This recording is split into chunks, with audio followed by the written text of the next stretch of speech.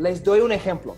Hace una semana yo estaba en un grupo de Facebook de profesores bíblicos y compartimos ideas. Y alguien compartió un artículo. Y en el artículo alguien estaba intentando enseñar algo diferente o nuevo de David. Voy a compartir aquí. Ok.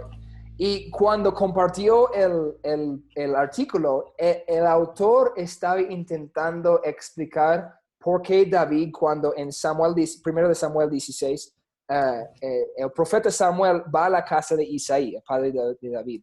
Y dice que tenía todos sus hijos ahí en fila y estaba escuchando de Dios cuál va a ser el siguiente rey de Israel después del rey Saúl. Y intenta explicar por qué David no estaba ahí y intentaba usar varias cosas, varios conceptos de hermenéutica. Y una de las cosas que el autor hizo fue usar salmos que David había escrito para explicar la historia. Y en la hermenéutica eso está mal. ¿Por qué? En la hermenéutica especial, los salmos no existen para enseñar historia.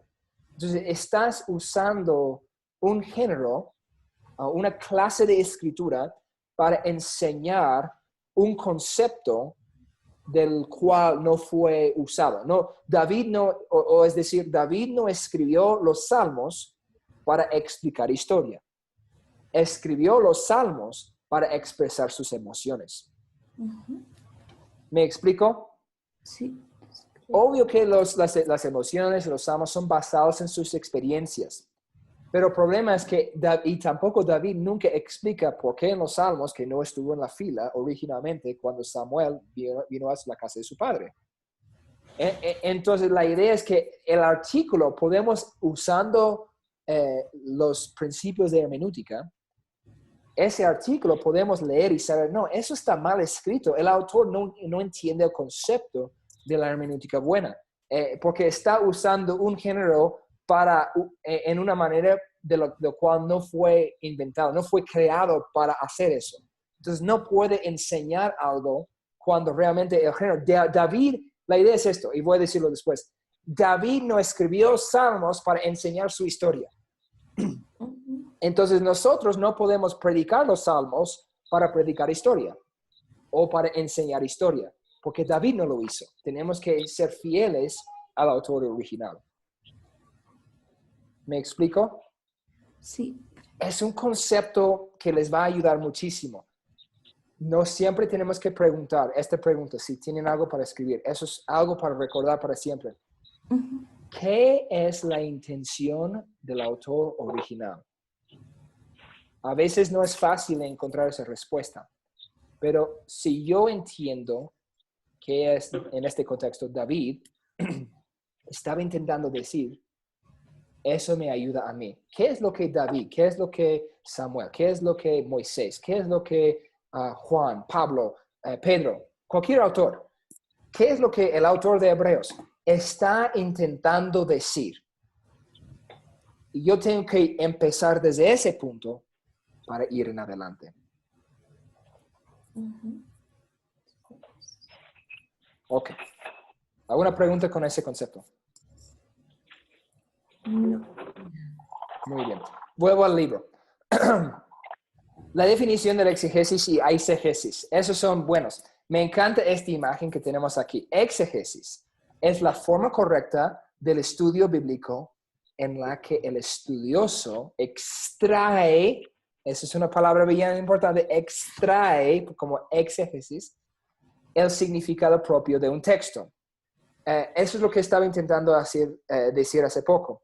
¿Qué es lo que David en este contexto, en los Salmos, está intentando decir? Yo tengo que extraer en la exégesis, yo tengo que sacar de la Biblia ese significado.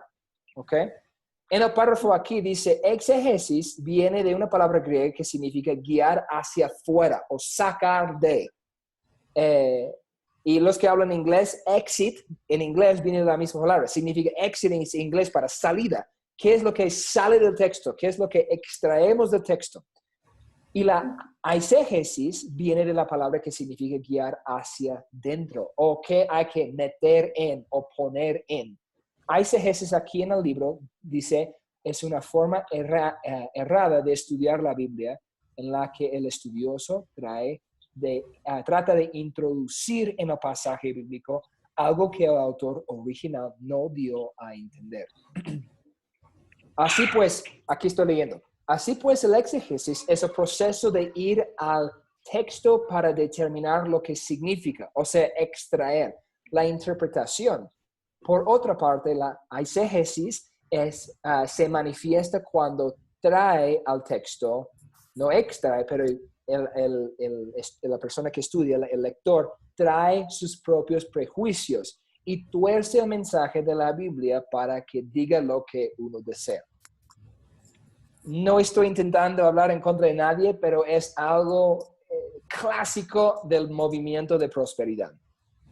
Hay gente que quiere prosperar, entonces ellos tuercen la Biblia para decir, Dios quiere que des y vas a ser bendecido. Pero muchas veces el contexto de esos pasajes de bendición son bendiciones no físicos o económicos, son bendiciones espirituales. Vamos a encontrar muchos prietos en esta vida, eso es bíblico. Entonces la idea y no es decir que Dios no nos puede bendecir o no quiere que prosperamos económicamente, pero para enseñar que yo tengo que dar para recibir, eso puede pasar. No, tenemos que dar porque tenemos que ser obedientes, no tenemos que dar porque tenemos motivos egoístas. Usualmente aquí abajo, la eisegesis se produce cuando un intérprete pasa por alto una regla de la interpretación porque choca con sus ideas preconcebidas. No me acuerdo, hay algunas sectas o iglesias que no les gusta enseñar acerca del infierno. No voy a enseñar, el infierno no existe, porque no me gusta. Y choca con mis ideas. Entonces, la idea es que ellos enseñan una palabra diferente o tergiversada porque el concepto de lo que está en la Biblia choca con sus ideas. Les doy un ejemplo personal. Hace unos años, mi cuñada se divorció y ella quería casarse de nuevo. Bíblicamente se divorció. Quería restaurar la relación y quería casarse de nuevo con otro hombre, un hombre de Dios también. Y yo tenía miedo, como soy pastor, que ella iba a buscarme para hacer el matrimonio, especialmente porque en los Estados Unidos, y ella vive allá, cuando un pastor hace el matrimonio es legal, es civil y es también religioso. Entonces, como yo, como ministro, como pastor ordenado de las Asambleas de Dios de los Estados Unidos, cuando yo pongo mi firma en el documento legal, es legal, como un abogado, aquí. Entonces, la cultura es un poquito diferente, pero yo tenía miedo porque pensaba, yo no sé si yo creo en el recasamiento. Porque lo que dice en Mateo 19, lo que dice en Marcos 10. Entonces, yo pasé mucho tiempo en ayuno, en oración, en estudio, charlando con mi esposa también, porque mis ideas preconcebidas, hablando de ese concepto, fueron que no está bien. Sin embargo, yo pasaba tiempo aplicando principios de hermenéutica y encontré un pasaje en Mateo 19, y voy a compartirlo muy en breve, y lo voy a sacar aquí por internet para que puedan verlo, que me reventó la mente. En Mateo 19, empieza a hablar de divorcio. Y empezando en versículo 8, dice así, Él les dijo, Jesús, porque estaban hablando, ¿por qué dejaba que Moisés daba certificado de divorcio? ¿Es bueno o es malo? Y Jesús les responde, y Él les dijo, por la dureza de vuestro corazón, Moisés os permitió repudiar a vuestras mujeres más al principio no fue así. Y yo os digo que cualquiera que repudia a su mujer salvo por causa de fornicación y se casa con otra adúltera, y el que se casa con la repudiada adúltera. Lo interesante es que, y obvio todos lo conocemos, y la palabra aquí fornicación es la palabra porneia, no significa solo adulterio, o sea, eres casado y te acuestas con otra persona que no es tu cónyuge, pero también pornografía, es todo bajo ese concepto. Sin embargo, entonces es inmoralidad sexual. Pero esta palabra salvo en griego se aplica a todo lo que sigue. Gramaticalmente, entonces hablando de contexto de lenguaje, vamos a hablar de los contextos diferentes. Entonces, hay gente que dice, tienes derecho de divorciarte, pero no derecho de casarte de nuevo. En la gramática griega, la palabra salvo se conecta con todo el resto de esta cláusula. O sea, la excepción para Jesús es, puedes divorciarte en el concepto de sexualidad inmoral. Y también puedes casarte de nuevo si está bajo esta misma cosa. Yo sé que hay muchos que no van a estar de acuerdo conmigo y no es mi intención pelear, pero la idea es que yo siempre tengo que volver a la Biblia. No a mi tradición, no a lo que yo siempre he querido creer, pero ¿qué dice este libro? Pero tenemos que dejar que la palabra sea la palabra de Dios. Nada más. Y después de años y años, me cambió la mente de decir, en caso a caso, no es como en general esto, pero hay casos donde bíblicamente hay permiso. Y no me gustaba eso porque mi mente, mi tradición, mi trasfondo siempre era, no, está mal, porque me han enseñado que está mal.